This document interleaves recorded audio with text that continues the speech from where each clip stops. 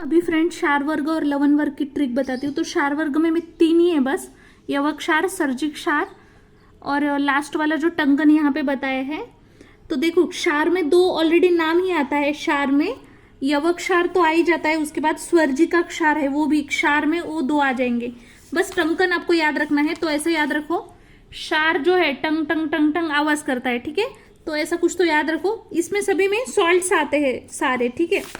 तो आपको यही याद रखना है, ये इंपॉर्टेंट है थोड़ा सा। टंकन में बोरैक्स जिसको बोलते हैं, सोडियम Na2B4O7.10H2 इसमें रहता है। और इसमें दो टाइप्स रहते हैं, श्वेत और नीलकंठ। तो नीलकंठ वाला जो रहता है वो ज्यादा श्रेष्ठ माना गया है।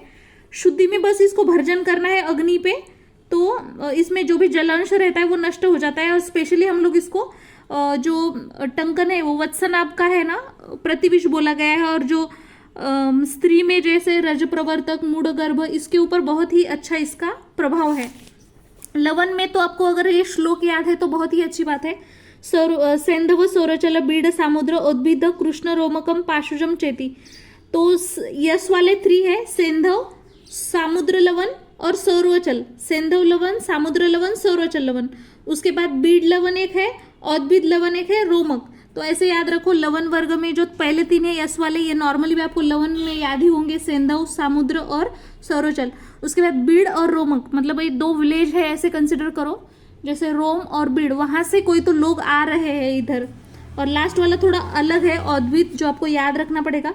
इसमें सिंपली सॉल्ट याद रखना है। उसमें जो गुण आएंगे जैसे मलस्त्रावी, वातशामक, पाचक, रोचक, कफ पित्त कारक, ये सारा इसमें बताया है।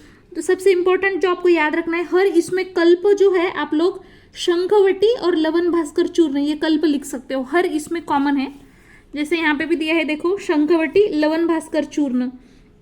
जैसे फर्स्ट वाला जो है सेंधव, सेंधव का तो सभी को पता होगा, त्रिदोष शामक है, नेत्र रोग में हम लोग इसको यूज कर सकते हैं। और बीड लवण को ही नवसागर बोला गया है, यहाँ पे देख सकते हो। तो नवसागर का अगर आपको लर्न है तो वो लिख सकते हो, ठीक है। बाकी में सभी में कॉमन आ जाएगा। और औद्भिद जो थोड़ा अलग है, इसका पर्याय है पांशु लवण, ठीक है।